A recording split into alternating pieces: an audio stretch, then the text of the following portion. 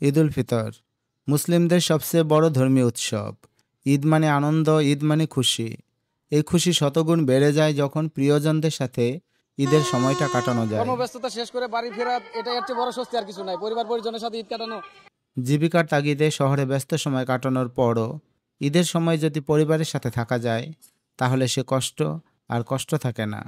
শত ক্লান্তি আর কর্মব্যস্ততার মাঝেও বাবা মা, ভাই বোন সহ প্রিয়জনদের মুখ দেখার পর ক্লান্তির নিমিষে আনন্দে পরিণত হয়। তাই তো ঈদ এলে নারীর টানে সবাই গ্রামে ছুটে যায়, না হলে আর ঈদের আনন্দ কোথায়।